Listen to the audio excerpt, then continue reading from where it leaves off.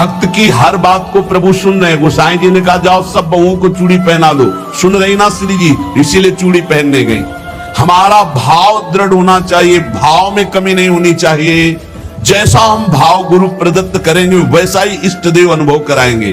जाकी रही भावना जैसी, प्रभु मूरत देखी तीन तैसी।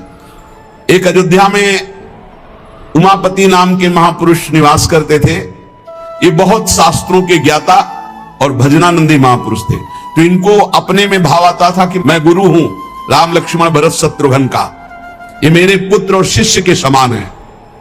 तो ये जब मंदिर में जाते कनक भवन में, तो कनक बिहारी राम जी को ये माला खरीदते हो, पहन के जाते और अपना पहना हुआ माला देते कि राम जी को और लक्ष्मण जी को पहना दो। और सीता जी के लिए कहते कि आधा दरवाजा मोड़ दो, पर्दा कर दो, बहू है हमारी। ये रोज ऐसा करते, पुजारी वैसा ही कहते, जैसा ही कहते, क्योंकि महापुरुष थे उमापति जी। पर वैष्णव जन संत जनों को अच्छा नहीं लगा कि भगवान को अपनी पहनी माला पहनाते हैं।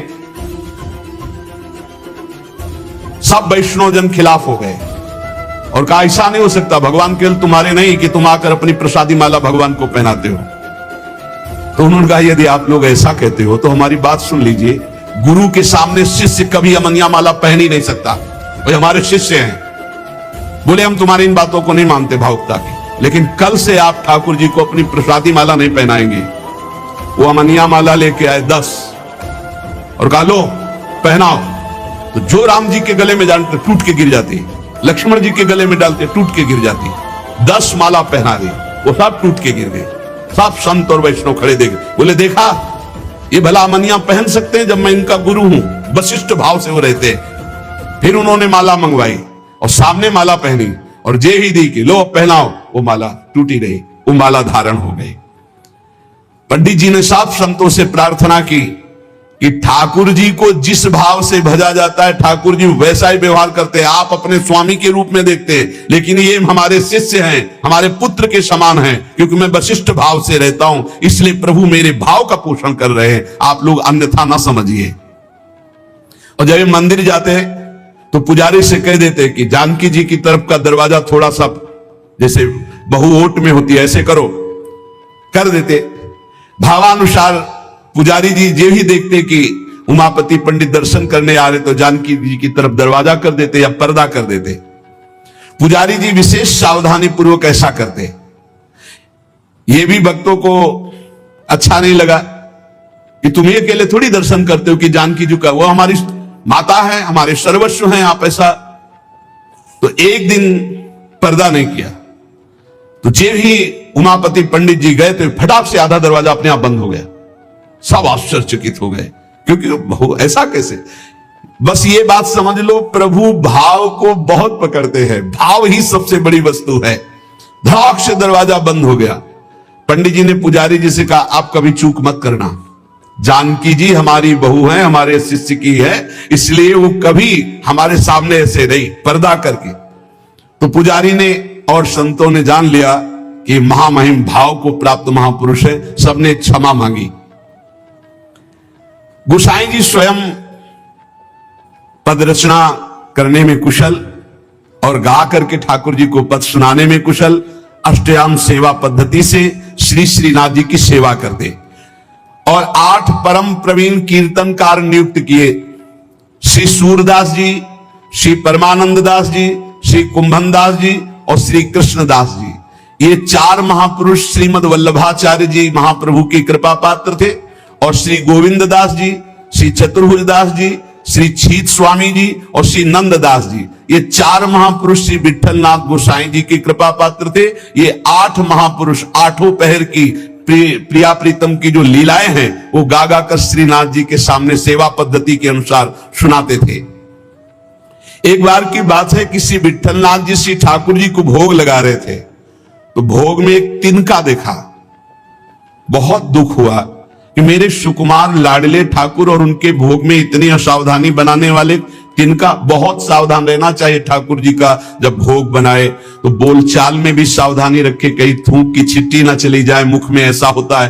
तो अगर कभी बात करनी हो तो रसोई से ऐसे करके बात करें। वैसे तो बात कम ही करे, मौन धारण करके बनाए। क्योंकि अगर हम पद जोर जोर से गाएंगे या बात करेंगे तो हमारे मुख से थूक की छिट्टी ठाकुर जी के भोग सामग्री जो बन रही है उसमें गिरना हो सकता है। कितनी सावधानी महापुरुषों के चरित्र से हमें प्राप्त होती। तिनका को देख करके बहुत दुखी हुए और कहा कि आज हम हैं, तब हमारे ठाकुर जी के भोग में तिनका निकला और कल हमारा शरीर छूट जाएगा तो तुम लोग कैसे हमारे ठाकुर जी की सेवा करोगे। तो मैं आज ही संन्यास धारण करूंगा और विचरण करूंगा, जैसा मनावे वैसा करो। आप इतना कहे तो सब लोग बहुत दुखी हो गए। सबने अनुनय विनय की कि एक बार अपराध क्षमा कर दो, ठाकुर जी के भोग में कभी त्रुटि नहीं होगी। आपने कहा हम परिहास में कभी झूठ नहीं बोलते। हमने कहा संन्यास लेंगे तो अब संन्यास लेंगे, अब हम तुम्हारे बीच में नहीं रहेंगे। श्री ठाकुर जी श्रीनाथ जी से आज्ञा लेने गए। ठाकुर जी ने बहुत उदास होकर के कहा, गोसाई जी एक गेरुआ वस्त्र हमको भी मंगवा दो। बोले आपको क्यों जय जय, आपके पास तो बहुत सुंदर सुंदर पोशाक है। बोले हम आपके बिना नहीं रह सकते, अगर आप सन्यास लेंगे तो हम भी सन्यास लेके आपके साथ ही चलेंगे। देखो कैसा प्यार करते। जैसे माधोदास बाबा जगन्नाथ जी को प्यार करते तो जगन्नाथ जी से जाके आज्ञा ली, जय जय अब ब्रज 84 को साहब की लीला भूमि में जाना चाहता हूं, आदेश दे दो। बोले बाबा आपके बिना हम रह नहीं सकते। बोले नहीं जय जय, हमारे पास इतनी भोग सामग्री नहीं कि मैं रास्ते में आपको भोग लगाऊं, आपको नहीं ले जा पाऊंगा, पर हम जाएंगे ब्रज 84 को दर्शन करने आपकी लीला भूमि के। ठाकुर जी चुप हो गए, उनके आगे बस कहां। अब वो सुबह प्रातःकालीन चले। अब सुबह सुबह ही इतनी भूख लगे आई तो उन्होंने कहा आज तक कभी ऐसी भूख नहीं लगी। तो एक माई थी तो उससे कहा माई बहुत भूख लगी, कुछ मिल सकता है। तो बोले बाबा अभी बना देती हूं। तो कुछ समय में वो भोजन बना करके और पवाने, और जब पवा रही थी माधवदास बाबा को तो रोते जा रही थी। तो बाबा की दृष्टि गई। बाबा ने कहा माई रो क्यों रही हो। बोले इतना सुंदर सुकुमार लाडला बालक तुम्हारे जैसे बाबा जी के साथ कैसे आ गया, इसकी मां कैसे रहती होगी। तो उन्होंने भागवतिक दृष्टि से देखा तो थाल में बैठे जगन्नाथ जी पा रहे थे। बोले इसीलिए भूख लग रही थी, हमें पता क्या कि तुम्हें भूख लग रही, तुम क्यों साथ। बोले बाबा मैं नहीं रह पाऊंगा आपके। ये जरा प्यार देखो ठाकुर जी का। कह रहे बाबा मैं नहीं रह पाऊंगा। ऐसे ही श्रीनाथ जी गोसाई जी से कह रहे कि एक गेरुआ वस्त्र हमको भी मंगा दो, अगर आप संन्यास लोगे तो हम भी संन्यास ले लेंगे। गोसाई जी आपके बिना हम नहीं रह सकते। गोसाई जी ने गले से लगा लिया। तो कहा गले से लगा लिया तो मेरी बात मानो, तुम्हें संन्यास नहीं लेना। बोले जैसी आपकी आज्ञा। बोले सेवा में त्रुटि अगर हो रही तो जब मुझे दुख नहीं तो तुम्हें दुख क्यों हो रहा है। तो बोले तुम्हें दुख हो या ना हो, आप मेरे पुत्र हो, मेरे को दुख होता है कि मेरे लालन के भोग में तिनका कैसे आ गया। भाव समझिए। श्री विठलनाथ गोसाई जी स्वयं सेवा में सावधानी पूर्वक, पर कभी कभी अगर त्रुटि हो जाए सेवा में तो बहुत ही असंतुष्ट हो। यह ध्यान रखने का विषय है कि हम केवल विग्रह की पूजा नहीं कर रहे, साक्षात श्यामा श्याम विराजमान है, साक्षात श्री जी विराजमान। हम जल पिवाएं तो उसी भाव से, भोग लगावें तो उसी भाव से, पोशाक पहरावें तो उसी भाव से।